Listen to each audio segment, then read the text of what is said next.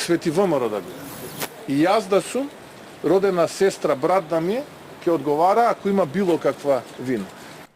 Вака премиерот Мицкоски одговори на прозивките дека по оставката на градоначалникот на Кочани Папазов, но и неговиот разговор во полиција, сепак тој засега не е дел од притворите, поврзани со страотниот пожар во дискотеката. Мицкоски дециден дека за кривична одговорност за градоначалникот сепак одлучува обвинителството.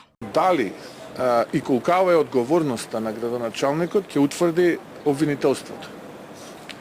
Градоначалникот во својата оставка напиша дека стои на располагање за се. Не бега, тука е.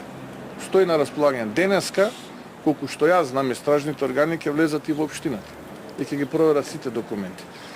Ако вие сега пледирате дека тоа е ВМРО, па ние го штитиме, не. Се лажете. Никого нема да штитиме. Кривична одговорност ќе има за сите.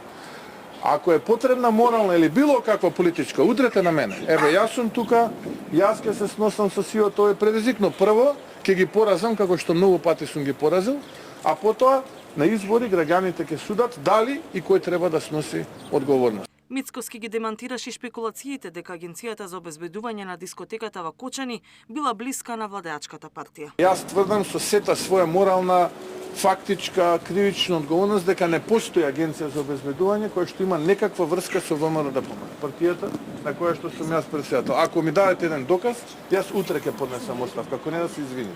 Премиерот предупреди дека има и системска грешка во работата на кабарењата и дискотеките. Законските измени од 2007 година за работа на угостителските објекти, кои предвиделе правното лице со изјава да гарантира за техничките услови за објектот. Токму затоа најави законски измени за проверка на условите во кои работат тие, потоа работна група која ќе работи на проверка на сите лиценци за работа во различни сектори, а во моментов тече акција на пазарниот инспекторат на терен. Жалам што досега сето ова се толерирал. И жалам што луѓето во Министерството за економија, дури и кога ги добивале документите под полна материјална и морална и кривична одговорност, таков е законот, екс официо не ги проверувале. Жалам што за 15 минути за одредена сума надомест се давани овие лиценци. Робусна акција, робусна контрола, жестока контрола и сите оние кои што не ги исполнуваат условите согласно закон ќе бидат затворени и санкционирани. Премиерот вели дека пазарниот инспекторат можел да направи контрола само по пријава и во конкретната дискотека контрола имало во 2022. Тој, ако ја видите лиценцата, тој ја поседувал. До ден пред да се случи овој настан, тој поседувал важечка лиценца, издадена на хартија, со печат, печатирана, подпишана. Значи, да дојде инспекција и да провери, тој ќе извади лиценцата и ќе речат, тие точно ово има лиценца. Но ако го погледате архивскиот број и го проверите во архивата, која што ја проверува сега министерот за економија, ќе видите дека станува збор за некое барање на некој хотел во Охрид и втората фалсификувана лиценца е кореспонденција со странски инвеститор. Нема никаква врска со лиценца. Според него, ваквото однесување е недозволиво и дека токму затоа во случајот има толку притворени за кои се бара максимална казна.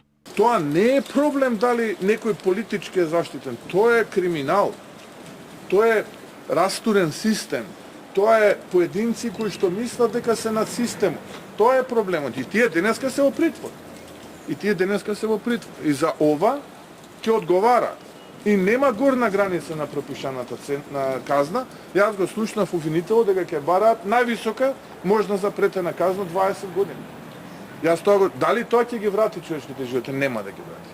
Дали ние ќе ги вратиме? Нема да ги вратиме. Но барем да ни биде ова опомена.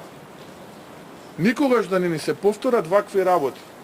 Да ни биде ова опомена дека денес ова што правиме, ќе има последици во иднина. И тие можат да бидат вакви катастрофални. Сите ние имаме некаква одговорност. Јас повикувам на разум. Ве молам на разум. Со неправда и анархија не се носи правда. Го разбирам револтот. Се можам да понесам. Утрото бев таму. Знам како ми беше кога го видов призор. Со своји очи знам што се случуваше. Премиерот вчера и денеска беше во посета на повредениот пожарот, за што информираше со фотографии на социјалните мрежи. Мицкоски него коментираше Вучи кој вчера посетуваше македонски пациенти во Белград пред камери, но вели дека на неговите фотографии нема лица, а при посетата почитувал се што лекарите му посочиле. Фотографиите се во тил, никаде нема лице на ниту еден пациент, ниту пак и си дозволам многу внимателно ги биравме фотографиите за да нема ниту едно лице, ниту пак за да било што направим.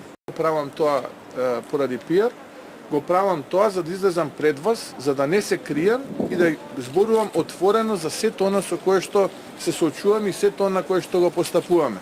При посетата Мицкоски не влегол во ниту едно оделение за интензивна нега. Добро, и избрани именувани лица, дека